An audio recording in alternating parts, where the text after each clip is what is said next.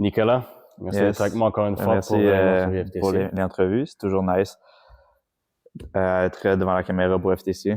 Donc là, c'est 2026, nouvelle année. Yep. Avant de parler de 2026, faisons un petit pas en arrière pour le 2025. Donc, dernier événement de 2025 pour toi, c'était FTC 10 avec Reda. Ouais. 5 rounds pour la ceinture. Donc, qu'est-ce que tu peux nous dire maintenant de ce combat? Je dirais pour moi, je suis quand même un peu pas content que j'ai perdu, mais comme soulagé que j'ai pu faire 132 livres. C'était un cut atroce. J'ai dû perdre 8 livres tout au long de la semaine du combat, puis j'ai fait 4 heures de sauna le matin du combat, fait que j'étais en retard pour le face-off. C'était absolument très dur. Mais je veux rien enlever à Reda. Il a très, très bien fait. Il m'a bien étudié. Il a fait un bon game plan, puis j'avais pas de réponse à ça, fait que c'était vraiment bon. On sait toujours, tu sais, mon plan, c'était genre de vraiment gagner les derniers rounds, ce que j'ai fait. J'ai gagné les derniers rounds, mais les premiers rounds, c'était trop dur, puis j'ai pas fait assez, fait que c'était chapeau à lui. C'était pas ma meilleure performance, mais il a bien fait. En rétrospective de ton année 2025, qu'est-ce que tu peux m'en dire? Qu'est-ce que tu as pensé de tous tes combats? Au final, Nicolas, comment est-ce qu'il a évolué en 2025? Fait que mon premier combat de l'année, ça c'était pour la belt. Fait que j'ai gagné, je suis devenu champion. Fait que j'ai très bien commencé l'année. Après ça, c'était un petit peu rock and roll, c'était up and down. J'ai perdu des combats, puis j'en ai perdu 2 de suite finalement. Puis à cause des blessures, j'ai pas pu me battre autant que je voulais. Mais j'ai fini l'année avec un combat quand même assez fort après le combat de Reda. Fait que je dirais overall, c'est une année mid. J'essaie toujours c'est de voir être mieux par après, pas à cause que c'est 2026 que je veux faire ça mieux, c'est juste constamment en train d'évoluer. C'était juste pas mon année. J'ai eu des bad luck qui m'ont pas permis de me battre souvent. Donc, cette année, je veux me battre plus, plus actif. Je croise mes doigts pour plus avoir de blessures. Fait que c'est ça. Non, on te le souhaite à 100%. Ouais. Pour ton prochain combat, FTC le 6 février, ton adversaire, c'est Mason. Mason qui a déjà battu contre Reda. Ouais. Donc, avant de parler de Mason en tant que tel, qu'est-ce que tu as pensé du combat entre ces deux-là? Est-ce que tu as eu la chance de le voir? Ouais, j'étais là. C'était drôle parce que c'était suite à une blessure. J'avais une commotion cérébrale et mon coach Francis aussi.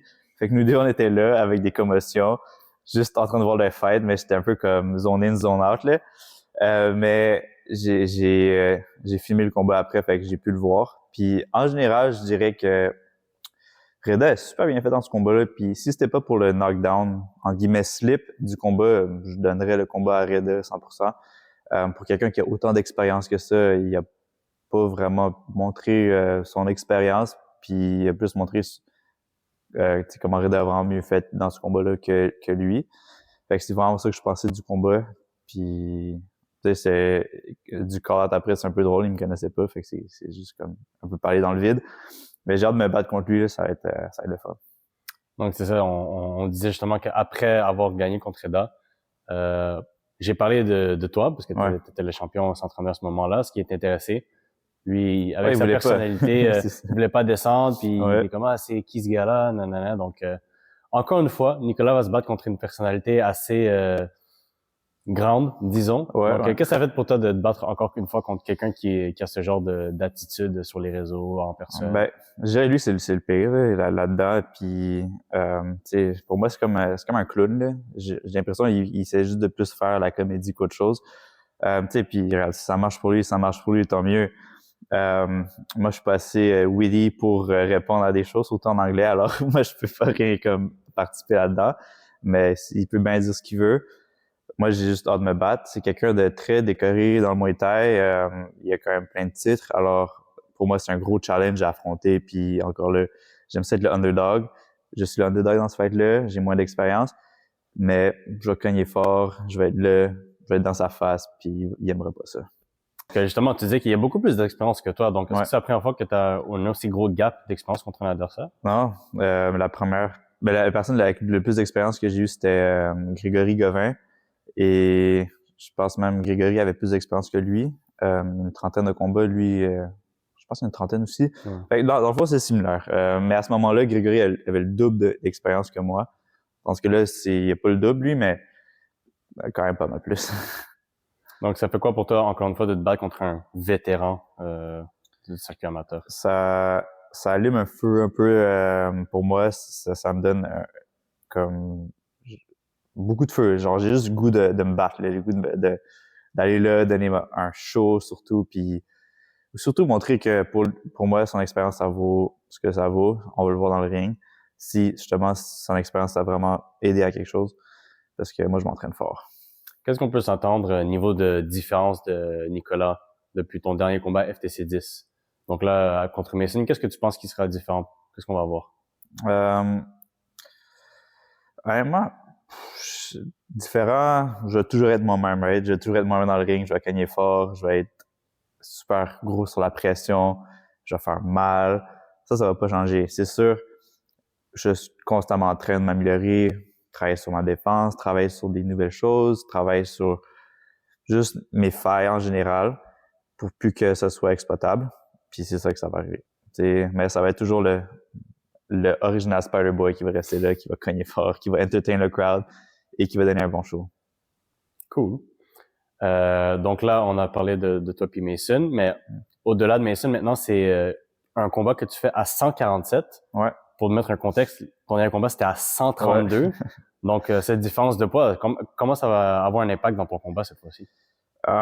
C'est drôle parce que moi, je pense que je suis un des fighters qui coupe le plus de poids, surtout quand j'étais à 132.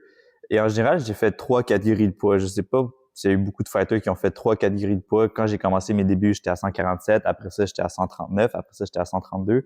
Et là, je joue un peu plus vers le 139. Ça, c'est un peu ça que je vise. Mais à 147, ça va cogner, là. Ça va être beaucoup de... Tu sais, ça va être mieux pour moi parce que comme ça, j'ai pas à couper plus. Puis, en même temps, pour moi, j'ai pas à worry, je suis pas stressé pour rien d'autre. Ça va être un Nicolas fueled. Puis, plus pour moi, ça va être bien parce que durant le camp, je vais plus être heureux. Quand je faisais 132 livres, mes parents pensaient que j'étais en dépression parce que c'était tough.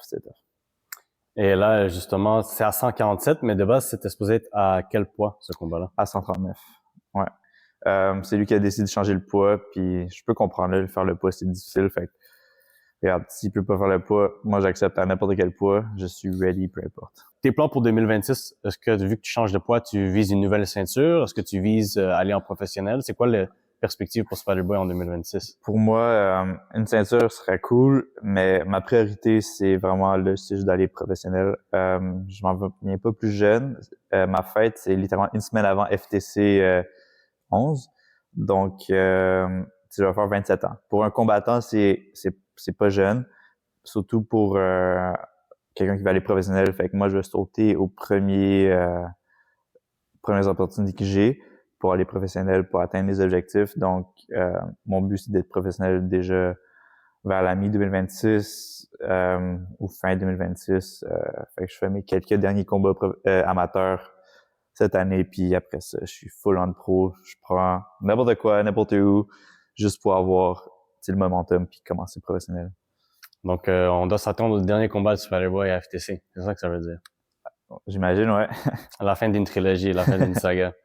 Ouais. On va te souhaiter le meilleur pour ta perspective professionnelle. Merci. Et est-ce que tu aurais un dernier message aux fans qui vont peut-être voir tes derniers combats si une opportunité s'en vient? Donc, si vous voulez voir plus, suivre la vie de combattant de Spider-Boy, ça serait de me suivre dans les réseaux sociaux.